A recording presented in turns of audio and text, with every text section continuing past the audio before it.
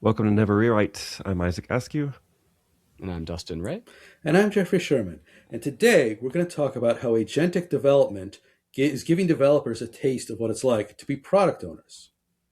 So I had this revelation yesterday when I was working with the agentic AI. In this case, it was Devin. And I had it write a ticket and I modified the ticket to clarify. And I told it to go off and do the work. And it went off and it did all this work. And it wasn't quite what I wanted. And I was like, my God, this is exactly what it's like when a product developer gives me some work and I go off and I deliver a giant chunk of work and it's not exactly what they wanted. It meets all the criteria, but it's not what they wanted. And I have never felt that way before. And so I imagine for many developers, this is also feeling like a shock. And so I'm hoping it creates empathy, but also I wanted to talk about creating the empathy across for product owners, and also just the tight iteration loops and getting things the building that muscle of tight iteration loops and getting things in front of your customers sooner, and how that saves time in the long run. Yeah. I think from my experience, I've seen like three main things that Mm-hmm. like I think every product owner will relate to. And probably as engineers here, like we'll all like immediately roll our eyes and be like, okay, yeah, now I see why we have to do these things for product owners. Mm-hmm. So like one, I call it like the prescription trap. So like being too prescriptive. That's Yeah. one. So we'll kind of go through the And three I and then call we'll it being talk about them. solutioned. Yeah. And then, right, solution. Yeah. Okay. The other one's completed staff work. So, like, how many times have you either worked with a junior or like, or maybe even like you've been in a different non-work situation, like with a contractor, and you've been like, hey, hang this thing, like hang this picture on the wall. And then they like hang it like right in the middle of the wall instead of like up. And you're like, no, like, obviously I meant like at a certain height, but I thought you just knew that. So it's Yes. like, did you do the research and did you get everything ready? Like, did you understand my request before just executing the work? I think that's one. Mm-hmm. And then I think demos over diffs, right? So like being able to see the result over looking at the code. Because I think even sometimes I'm looking at the code and I'm like, yeah, this seems right. But then I spin it up and I'm like, okay, no, this is not right. It's not what I thought, So I don't know if does that resonate with you guys? Yeah, I think in general, the product flow. So recently, I had a situation that was kind of similar to the window hanging thing, right? Where my boss was saying, hey, try out Claude and see if we can end up doing the thing where we can just kind of copy and paste the Jira ticket in and see if it'll do everything for us. See Mm-hmm. see how little you can do to get this story done through AI, just to test it out. And this was actually This is not what I'm doing recent. in my day job. This is what they've asked me. See how Right, little you can do. exactly. Right. So this was like I don't know, a couple months ago. So I picked up one of the stories there, and the story mentioned using, I forgot all the details of what exactly they wanted done. That's what it was. They wanted like a history instead of a recent date. They wanted like a history of every time this thing had happened, basically, instead of the last time this thing had happened. So the story was overly descriptive. It specified the name of the column, like created at like camel case, essentially. Um, and it specified exactly how it wanted it to get done. So usually Mm-hmm. from a product perspective, that's like a no-no. Like usually you say, tell us the customer problem, and as engineers, we decide how it's going to get done. Yeah. But the story kind of went into the engineering territory of this is how you should get it done. And because it was so literal, Claude took it and made a new column, even though we already had a created at column that was underscore created at, made a new one that was camel case created at, and worked with that because the story said so. We need to use this column, right? So it didn't follow conventions that we had because the story said, no, let's be specific and do it this way. And once I realized that, I was like, okay, let me make a new style prompt to Claude. And I said, here's the story. Don't take it literally. Understand the essence of it. I literally told it Mm-hmm. this. Understand the essence of what we're trying to get at, and look at our own our code base, and figure out the best practice in which to implement what this main ask is. And when I gave it that guidance, it did exactly what I would have done. So that Yell at the missing product piece, people. Well, no, it it used the right column, the right naming scheme. It encoded in a way that was not like adding. It didn't take it too literally.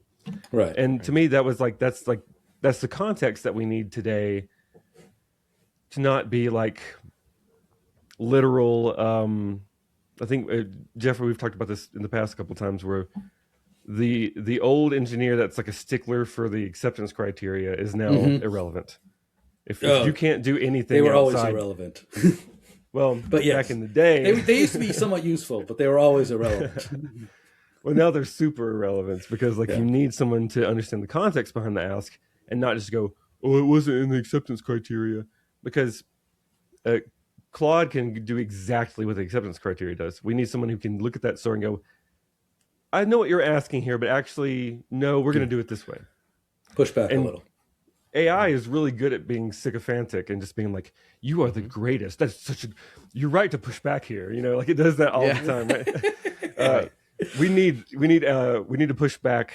We need to have some kind of rule in place, like a skill or agentic flow that does that. So the hanging the picture thing, where you would assume, okay, I didn't mean hanging the picture right off the floor. Obviously, it needs to be eye level. Right. I have different flows with that now, where, well, one, from the product perspective, I get why they get frustrated with engineers, because I can see how I have been Claude a few times now, for sure. But it's gotten a little bit better too, I think, in that before I did have to be that specific. Like, this is how high it should be. And now I've discovered if I'm a little less descriptive of like, oh, you should hang it exactly this high, and just say, hang it. Now it'll be like, you can actually like expand the rules, and it'll say something like, oh, calculating the normal eye height of the picture frame, blah, blah, blah. Historically, or reading the historical level of picture heights, it'll find that kind of thing and then implement it. So there's like this weird trade-off of being too specific versus too abstract. Yeah, I was gonna say, I call this exact thing principles over prescriptions.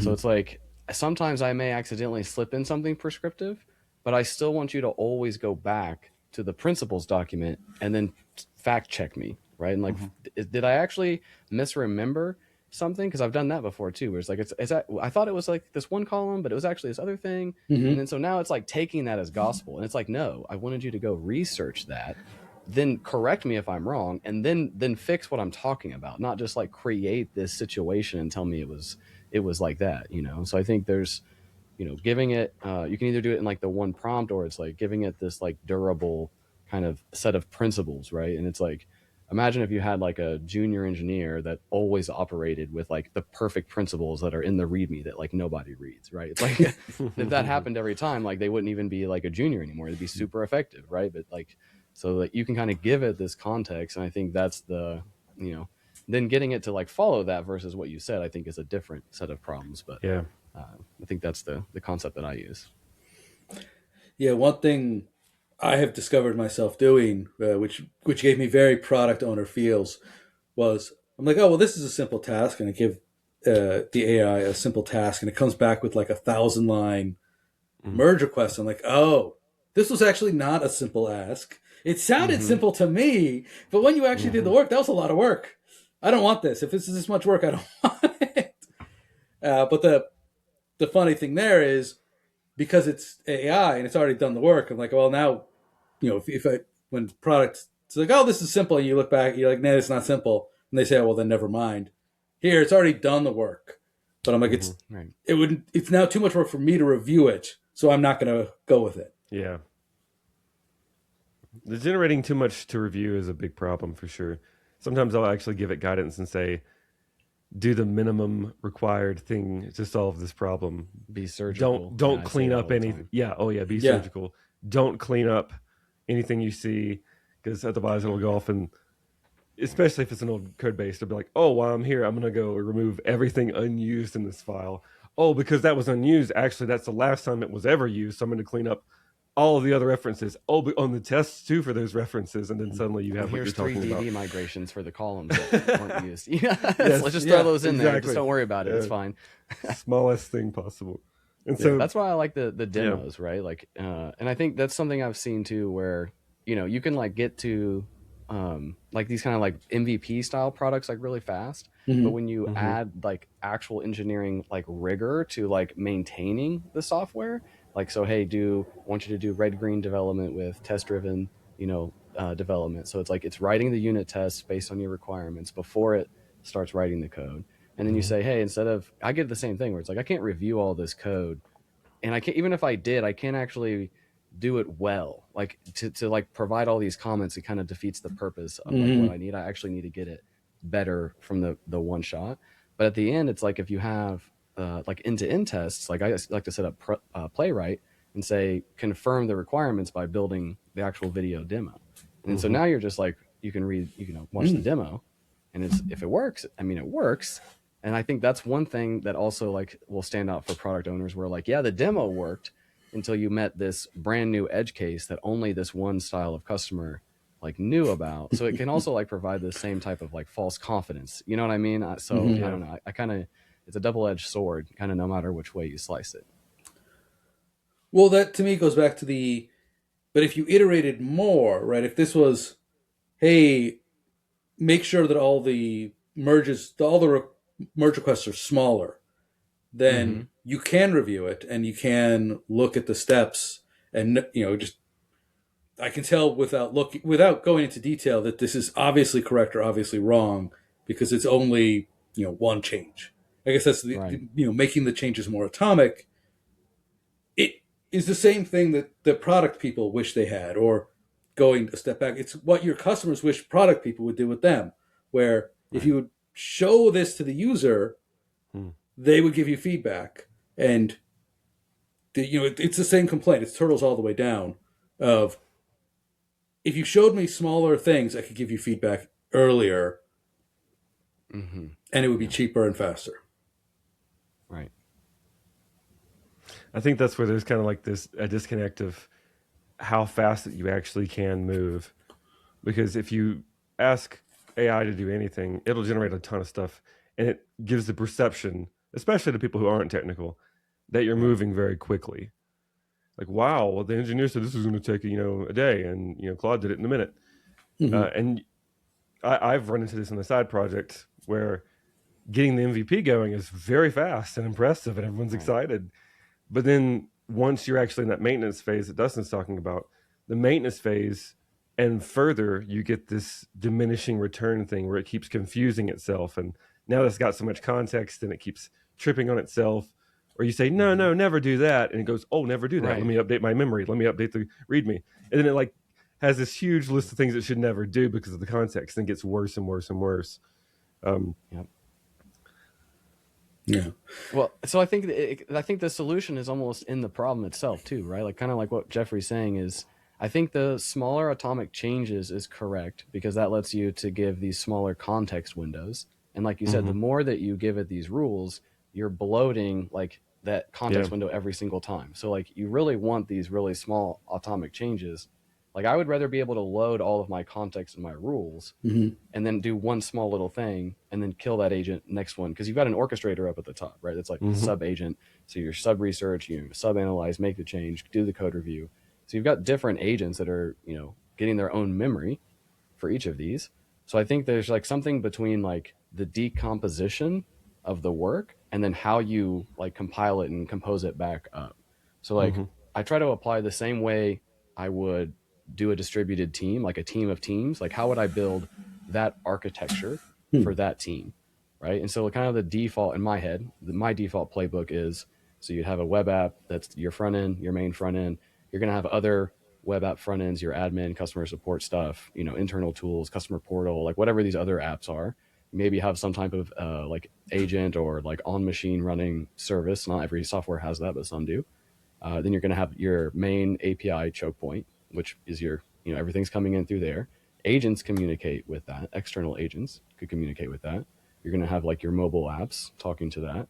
And then you have a set of like shared libs, right? So you've got a backend lib, like a types lib that's maybe, if you've got different languages, it's got, the translations and, for each of those kind of all in one, like centralized, either one repo or one set of repos. So that Mm-hmm. we know the agents know where to go to get that stuff, right? So you kind of have like this like decomposed architecture that like one big orchestrator agent could hold in its head and then delegate out tasks similar to like what a principal engineer would do with like a team of teams. And so now you get this decomposition, and the principals tell it how to build it back up. So you say we want never build UI one-offs. It must fit into the design system. It must use design token. You so then you've got the UI context for that that agent, and then it's like how do you compose that back up without losing it. And I think then it's like, well, then also how do you deploy that across all like a team of actual humans trying to use all of that? And you start getting into like these dark factory patterns. It's like durable context, I think, is the answer to this. And it was the answer for humans. Yeah. Right. Like requirements and stuff, like even requirements that don't live past production. It was like, okay, well then who knows how does it work? Like even as humans, we needed some type of shared single source of truth, like memory. Right. And then we kind of decomposed ourselves and then recompose the pieces back up to the customer. I think the same thing with agents. It's just like it's like a smaller, like a finer scale, if that makes sense. Yeah, I think this is one too, that actually using change logs and commit histories are really, really relevant now because right. AI can do a great job at understanding that context historically. Like if the person who wrote it left 13 years ago and you're like, what is this code for? Back in the day, you just had to figure it out. And digging through all the different changes, or especially if someone just put a commit that says commit, as like the word for it, then you don't really know. But if you actually use it effectively and you have a 13-year history, Claude can look at that. Oh, you asked me to do this, but this will introduce a regression that we fixed from 10 years ago. And you go, oh, that's what that thing was for. So you have like that context is super important, and actually it helps you understand way more of like the history of the changes of like who you're trying to support and what the fix was for, way more than you were able to. I think that's like kind of like the new, for me, like the legacy thing. Like we always talked about, like having the empathy for the developer that came before, because whenever you look at the code and you go, who in the world would do it this way? And you think they're stupid. But it turns out they were just like you. They had all these different product requirements. They had these time constraints. Someone's like, just get it done. You're like, and they get it done in 30 minutes. There was a bug in something that doesn't even exist anymore. Like it's defense against that. Yeah, that too. Yeah, it could have been completely different architecture, and that worked effectively for the moment. Or someone's like, we've got a demo in 30 minutes with a huge customer. Just make it work. And they slap something together and they never took it out. And you think they're stupid for it, right?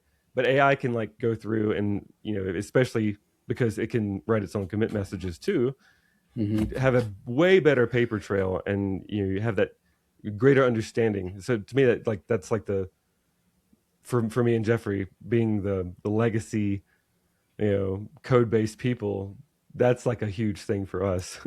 Yeah, it definitely writes better commit messages, and it expands. I'm like, clean this up because blah blah blah, and it goes and it goes into like talks about where all this was related to and blah blah. I'm like, that's great. Yeah, it's really good at like reading back. Like if you have really good data integrity, like I feel like it's really good at detecting how this schema interacts with this schema, which I think whenever I'm doing in the past, when I was ever doing these like manual cleanup projects, like that was the first thing that I try to map is like, well, what is the data and what pieces do I change to put it into this condition, or this condition. And then now I know this is old condition, this is new condition, and here's the set of conditions that it's going to go through. And the AI can just do that, like just off the top. And I think that's like really changed like my relationship with legacy projects. I had a legacy project recently in Java, and like I don't have a lot of Java experience. I learned Java a long time ago, but I've never worked in it professionally. But because I can just apply the same engineering and architecture principles to that project, it's just like, oh yeah, here's all these things that are a problem. Here's environment variables hard coded into the repo. You might want to clean that up. And it's just like going through all of these things.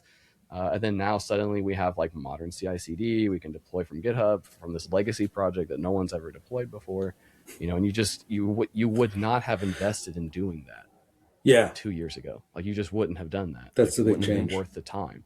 And now you can just do that like while you're doing something else. And it's kind of like at first I was using it as like a lottery, like, let me just see if it can do it. And then as I realized it could, I was like, oh, okay, so there's like something here. Like we can actually like grab these legacy projects and keep them maintained. Like, and it's not like we don't have to like spend or invest a ton of money to do that. And then now we've got modern practices around the legacy platforms. And I think that's one of the biggest, upsides I've seen so far from deploying agentic workflows on legacy platforms. But does it keep the changes small?